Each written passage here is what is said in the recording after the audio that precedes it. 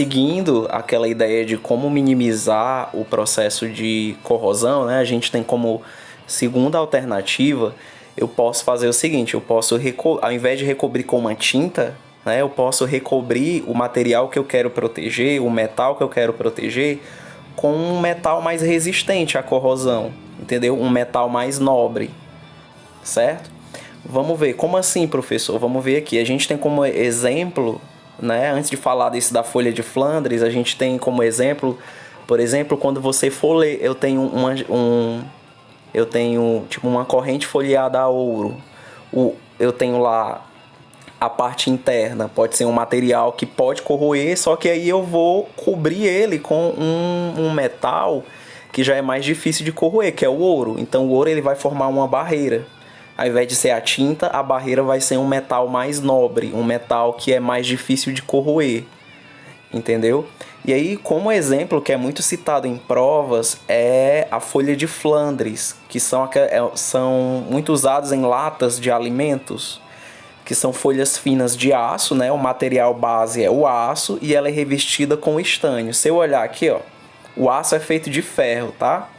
O ferro, o potencial do ferro aqui, ó, menos 0,44. Vocês estão vendo aqui, né?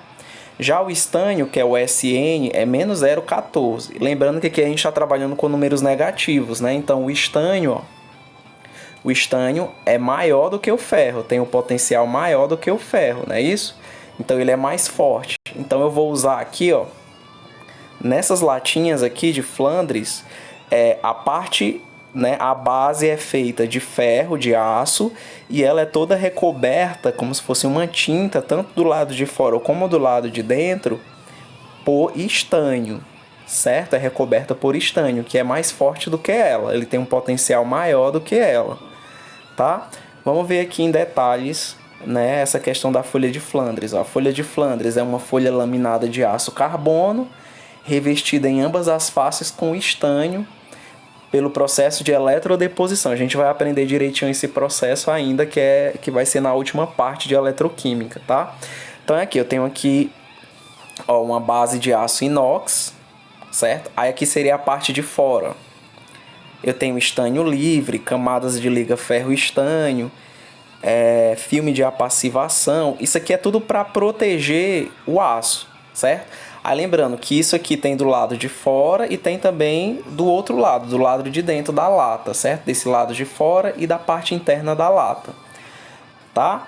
Qual é o problema disso aqui, né? Beleza, isso aqui funciona, isso aqui ajuda a preservar a lata. Só que o problema que pode acontecer é o seguinte: se a lata amassar ou se houver um arranhão profundo, ó, esse verdinho aqui vamos supor que seja o estanho, tá? E aqui seja o ferro, o rosa é o ferro. Se houver uma rupturazinha, o que vai acontecer, né? O oxigênio vai conseguir entrar e vai roubar elétrons do ferro, não é isso? Quando ele começar a roubar elétrons do ferro, ele pode roubar também do estanho. E aí o que vai acontecer? Olha aqui, ó, o estanho ele não tem um potencial maior do que o do ferro. Significa que ele, se for formado esse estanho 2+ aqui, ó, ele vai começar a também roubar o ferro. Então vão ser duas. Se houver amassado ou arranhões, tanto o oxigênio como o estanho vão começar a roubar elétrons do ferro. E aí, se houver esses amassados, ele pode se deteriorar mais rápido. Então, assim, é um tipo de proteção que é preciso ter esse cuidado contra choques mecânicos. Tá? Então, por isso que quando você for comprar um material que é enlatado, um alimento que é enlatado, é bom evitar a gente comprar alimentos que tenham amassados, certo? Por quê? Porque, primeiro, esse amassado pode fazer com que a lata se oxide mais rápido, né? Vai entrar em contato com o oxigênio, e aí o estanho 2 que é formado, 2+ que é formado, começa a roubar também elétrons, tá bom? E aí pode expor, pode entrar bactérias, né, microfissuras no quais podem entrar bactérias que podem causar doenças, inclusive o botulismo, né, uma das doenças, vocês podem aprender isso em biologia, tá bom? Então essa aqui foi a segunda forma, né? Eu vou recobrir, ao invés de ser com uma tinta ou um verniz, eu posso recobrir com um metal mais nobre, né, esse metal mais nobre, ele vai formar uma barreira que vai proteger aquele material, o meu material de interesse, tá certo? Vamos agora para o terceiro exemplo. Esse terceiro aqui é um dos que mais caem em prova.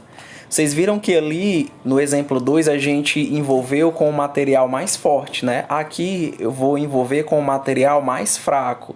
É o que eu chamo de uso de metal de sacrifício, né? Na prática, o que acontece? Para se proteger um material, utiliza-se um outro metal que seja mais fácil de ser corroído. Ele é mais fraquinho, ou seja, ele vai ser sacrificado no lugar daquele que eu quero proteger.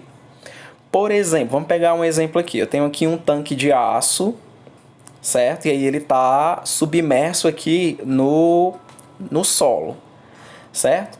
E aí o que acontece? Esse tanque ele pode ter, por exemplo, pode ser um oleoduto, um gasoduto, pode ter gás aqui dentro. Ó. E aí se ele corroer, corre o risco de vazar esse gás e haver explosão. Então é necessário que eu proteja esse material de uma corrosão. O que eu posso fazer para proteger? Pintura não é muito eficiente nesse caso, né? Aí o que eles fazem? Eles vão pegar aqui a tubulação, vão ligar com um fio num metal. Esse metal aqui, ó, precisa ser mais fraco do que o que eu quero proteger, certo? E aí o que vai acontecer? Professor, o que o senhor fala por mais fraco? Mais fraco é assim, vamos supor que essa tubulação seja feita de ferro. Tá aqui o potencial, menos 0,44. O que seria mais fraco? Seria um de potencial menor. Por exemplo, o menos 0,76 é menor do que o menos 0,44. Então, que é o zinco, né? Vamos supor que isso aqui seja de zinco. Ó. Aí, o que vai acontecer? Se o solo roubar elétrons dessa tubulação, sabe o que ela vai fazer? Ela vai, por meio do fio, roubar elétrons desse metal. Por que ele vai conseguir roubar elétrons desse metal? Ele não tem potencial maior do que esse metal. Então, se ele perdeu, ele vai roubar elétrons daqui, aí ele se recompõe. E quem se desgasta é o metal de sacrifício. Por isso que eu chamo metal de sacrifício, né? Porque é ele que vai se desgastar. E aí o cuidado que tem que se ter aqui é na manutenção desse material. Eu preciso estar olhando se o metal de sacrifício se ainda tem, né? Porque vai chegar um momento que ele vai ter acabado. Ele vai ter corroído completamente. Aí quando ele corroer, aí o meu material vai começar a ser corroído. Porque acabou o sacrifício, aí esse aqui vai começar a ser corroído. Certo? E aí a ideia é proteger isso aqui sacrificando um outro metal. Aí vocês vão precisar saber, em questões, determinar que metal pode ser usado como sacrifício. Aí é só você lembrar. Para eu usar um metal como sacrifício, ele precisa ser mais, dentro da nossa analogia, ele precisa ser mais fraco. Ele precisa ter um potencial de redução menor do que aquilo que eu quero proteger. Por que tem que ser menor? Porque quando o material que eu quiser proteger perder os seus elétrons, ele vem e rouba do que vai ser sacrificado. Aí ele se recompõe e esse outro seria corroído no lugar dele, tá certo? Vamos ver se eu consigo ser mais claro a partir de outros exemplos, ó. Aqui embaixo eu tenho vários metais de sacrifício, ó. Tem uns fiozinhos, esses fiozinhos estão sendo ligados a alguma tubulação ou a algum tanque. Aí o que acontece? O tanque corroeu, aí o que ele vai fazer? O metal de lá puxa elétrons desse aqui. Então quem vai se desgastar é esse material aqui, e não o tanque ou a tubulação, certo? Em navios, né? Vocês lembram que navio tem os componentes que são feitos de metais. Aí o que costuma ser feito no navio? Você acrescenta neles, ó. Deixa eu dar um zoom aqui, vocês perceberem que aqui tem umas plaquinhas. Ó, aqui, essas plaquinhas, vocês estão vendo várias plaquinhas prateadas. Isso aqui é feito de zinco, tá? Aí o que acontece? Quando esse material aqui metálico do navio é corroído, que ele perde seus elétrons, sei lá, para a água do mar, né? Ele perde elétrons para algum componente da água do mar, aí ele vem e rouba elétron dessa plaquinha. Por isso que ela é chamada de metal de sacrifício, porque no fim é ela que está sendo sacrificada, é ela que está sendo corroído e o material que eu quero proteger permanece intacto. Então o navio, ó, nessa parte ali tem vários, vocês estão vendo? E aí é preciso que eles estejam sempre verificando se essas plaquinhas estão ok. Deixa eu mostrar uma aqui, ó. Ó, aqui a gente tem um exemplo de uma plaquinha daquelas, ó, danificada, corroída, certo? Então ela mantém o casco intacto, porque se o casco corroer vai entrar água, né? Então ela se sacrifica, ó. Aí lembrando, para isso aqui ser usado como metal de sacrifício, ele precisa ser mais fraco do que aquilo que eu quero proteger. Ou seja, o potencial padrão de redução dele tem que ser menor.